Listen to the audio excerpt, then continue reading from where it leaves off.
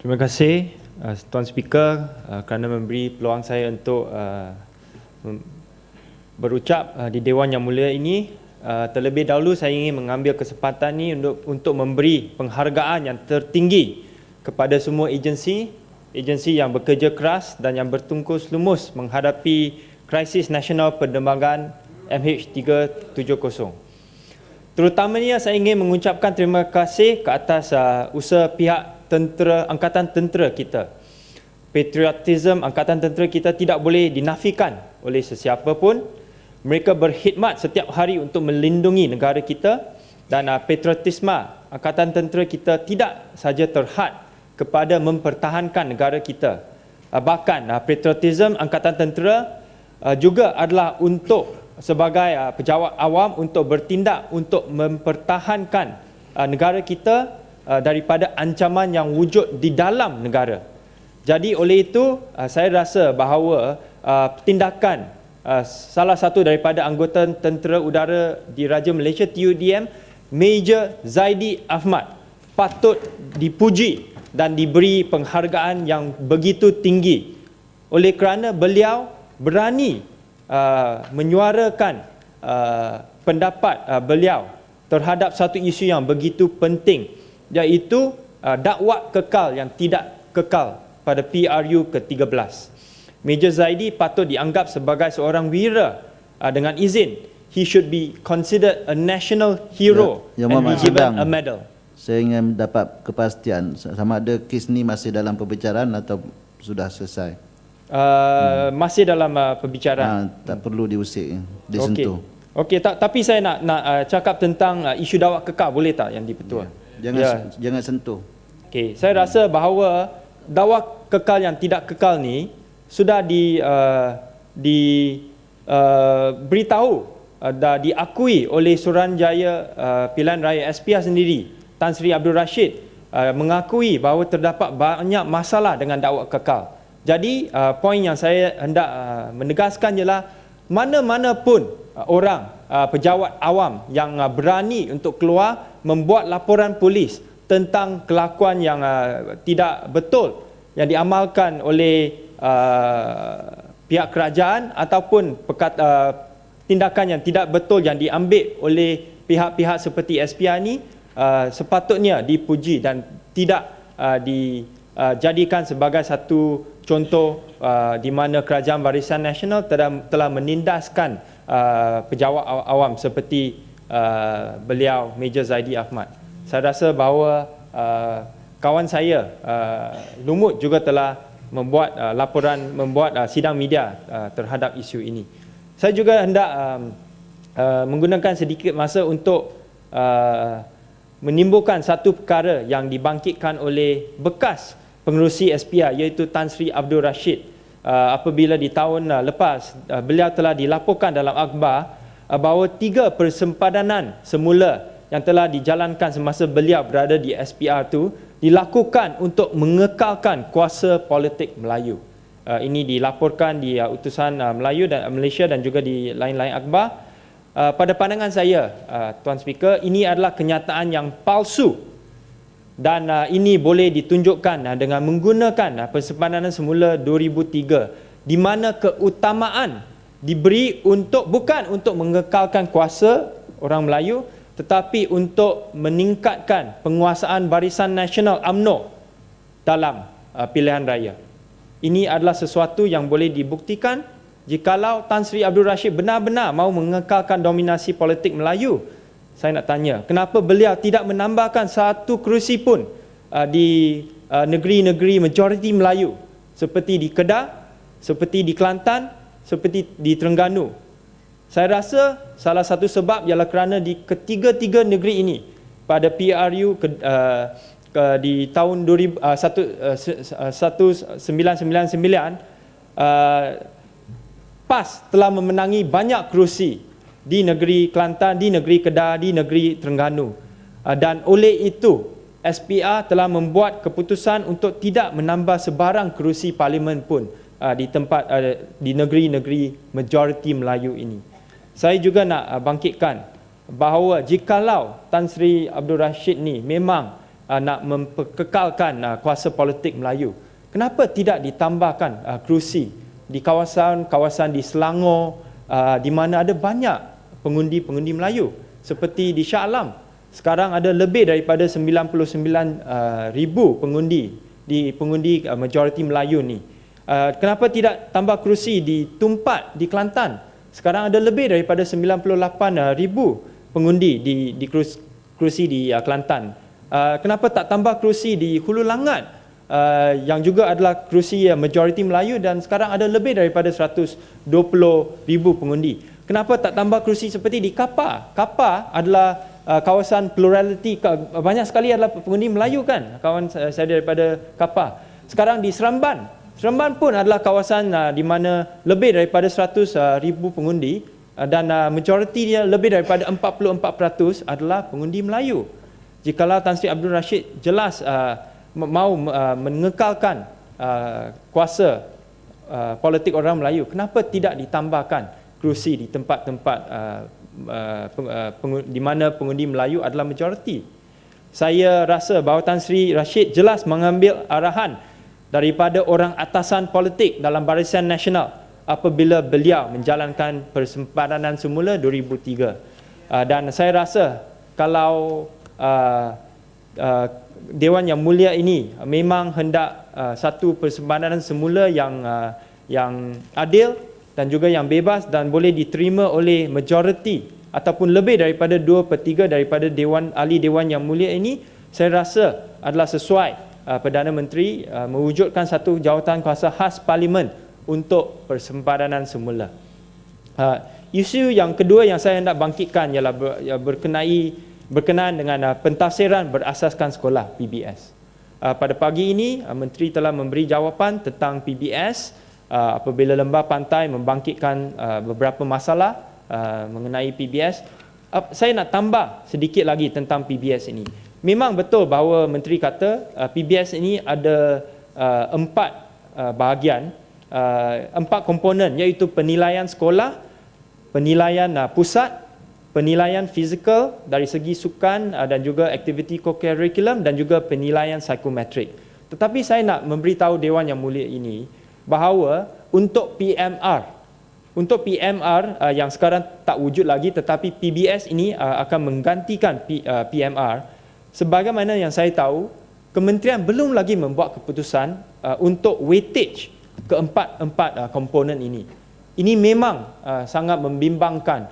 Oleh kerana pada waktu ini kita tidak tahu sama ada PBS ini akan digunakan atau akan dijalankan apabila 1 hari bulan April datang. Kerana ada banyak kenyataan yang dibuat oleh menteri dan juga timbalan menteri yang bercanggah, di mana satu menteri kata okey kita akan tangguhkan, satu lagi timbalan menteri kata okey ini akan dijalankan. Masalahnya ialah bukan saja murid-murid akan terjejas dari segi prestasi mereka, tetapi dari segi streaming untuk tingkatan 4. Ini juga adalah satu masalah yang besar. Oleh kerana jikalau tidak ada satu weightage yang diberikan kepada keempat komponen ini, tidak guru-guru dan juga murid dan juga ibu bapa tidak tahu apa standard yang akan digunakan oleh kementerian untuk membuat streaming. Ini memang satu perkara yang membimbangkan dan saya memberi satu cadangan supaya kementerian menggantungkan ataupun menangguhkan PBS dan kembali semula kepada PMR untuk tahun ini, untuk kohort tingkatan 3, dan pada masa itu kementerian juga harus menubuhkan satu pasukan khas untuk mengkaji semula kesesuaian PBS untuk sistem pendidikan Malaysia, dan sama ada ia akan membantu menangi krisis keyakinan terhadap sistem pendidikan kita yang melihat kedudukan PISA dan TIMSS kita menunjang teruk ke belakang ini. Saya harap bahawa kementerian boleh mengambil kira hujah-hujah ini. Perkara yang ketiga yang saya nak bangkitkan ialah tentang Akta Keterangkuman Sosial ataupun Social Inclusion Act 2014. Ini adalah akta yang telah dikemukakan sebagai usul oleh Yang Berhormat Sungai Siput, rakan saya, dan saya juga telah memberi sokongan sebagai sekender untuk rang undang-undang ahli persendirian ini. Sungai Siput telah mengemukakan usul ini sebagai satu private members bill. Dan ada beberapa sebab kenapa saya sokong akta ini. Saya sokong akta ini kerana ia adalah selaras dengan dasar tindakan affirmative ataupun affirmative action berasaskan keperluan. Dengan izin, needs-based affirmative action yang telah dan sedang diperjuangkan oleh Pakatan Rakyat. Akta ini mewujudkan satu suruhanjaya rangkuman sosial ataupun Social Inclusion Commission yang ditugaskan untuk mengenal pasti masyarakat yang terpinggir dan mewujudkan dasar-dasar inklusif sosial untuk menyelesaikan keperluan komuniti-komuniti tersebut, termasuk mereformasikan institusi dan struktur yang sedia ada. Kedua, akta ini menyokong penciptaan suruhanjaya rangkuman sosial yang mempunyai kuasa-kuasa pengawasan yang kukuh terhadap dasar-dasar kerajaan. Sebagai contoh, di bawah Seksyen 17 akta ini, suruhanjaya ini diberi kuasa untuk memantau, menilai dan meluluskan pelaksanaan pelan tindakan keterangkuman sosial oleh kerajaan persekutuan dan juga negeri. Pada masa sekarang, isu kemiskinan dan isu sosial tidak ditangani secara holistik dalam negara, dalam kerajaan, dan juga kabinet tidak mengendalikan dan menyebarkan berita dan juga polisi, berita tentang polisi-polisi dengan baik. Sebab itu, sebuah suruhanjaya rangkuman sosial ini akan menguatkan lagi dasar-dasar yang boleh mengurangkan mengurangkan dan juga menangani isu kemiskinan dan pengecualian sosial. Ketiga, akta ini akan menyokong proses pelantikan ahli suruhanjaya dengan telus, di mana satu jawatan kuasa terpilih parlimen yang diketuai oleh pemimpin pembangkang dengan 4 ahli parlimen, 2 dari kerajaan dan 2 dari pembangkang, akan mengesyorkan 7 anggota suruhanjaya keterangkuman sosial kepada Perdana Menteri untuk dilantik oleh Yang di-Pertuan Agong. Dan akta ini juga memberi kuasa kepada jawatan kuasa untuk melantik 3 lagi pakar untuk membantu dengan situasi pengecualian sosial yang unik di Semenanjung Malaysia dan juga di Sabah dan Sarawak. Tuan Speaker, keempat, akta ini juga akan menyediakan satu modal untuk accountability parlimen dan juga awam. Suruhanjaya ini akan dikehendaki oleh akta ini untuk menyerahkan laporan separuh tahunan ataupun half yearly report dengan akaun yang terperinci yang telah diaudit oleh Ketua Audit Negara kepada parlimen serta membuat laporan yang boleh didapati secara umum. Akta ini juga mewajibkan bahawa orang ramai harus diberi peluang untuk memberi input mereka semasa penggubalan mana-mana dan semua dasar rangkuman sosial oleh suruhanjaya tersebut. Kelima, akta ini menghormati dan juga menjunjung perlembagaan termasuk perkara 153. Malangnya, akta persendirian ataupun private members bill ini tidak dimasukkan dalam usul Dewan Yang Mulia ini. Saya pun tidak tahu kenapa. Dan saya nak menegaskan satu perkara yang penting, di mana dengan izin, where is democracy if any private members bill are ignored time and time again? Ini bukan kali pertama di mana satu private members bill ataupun akta persendirian cuba dibawa ke Dewan Yang Mulia ini. Ada banyak kawan-kawan dan rakan-rakan saya daripada Pakatan Rakyat yang telah cuba untuk membawa akta persendirian ini ke Dewan Yang Mulia ini, tetapi tidak berjaya. Saya rasa ini adalah tidak wajar, dan untuk menghidupkan dan juga untuk mengukuhkan proses demokrasi di dalam Dewan Yang Mulia ini, saya harap bahawa akta persendirian ini boleh dikemukakan dalam Dewan ini. Sila. Ya, Betul. Sedang saya meneliti keseluruhan ucapan daripada awal sampai ke yang akhir dalam 3 topik yang telah disebut. Saya tidak nak mengganggu. Jadi saya ambil peluang ini untuk bertanya balik atas satu isu yang terawal. Setelah Yang Berhormat menyebut tentang persempadanan tadi, saya telah pergi ke laman web SPR dan mendapati di situ ada pengumuman bahawa buku-buku mengenai persepadanan baru, cadangan persepadanan baru boleh dibeli daripada SPR. Ya. Gitu ya. Jadi adakah cadangan sedang tadi supaya dibentuk jawatankuasa Suruhanjaya untuk meneliti persepadanan ini relevan lagi apabila SPR sudah pun menjalankan urusan ini dan bersedia untuk menghebahkannya dan memaklumkan tentang wujudnya buku draft itu tanpa merujuk kepada stakeholder dalam pilihan raya itu parti-parti yang terlibat. Jadi bagaimana pandangan Serdang tentang perkara ini? Terima kasih.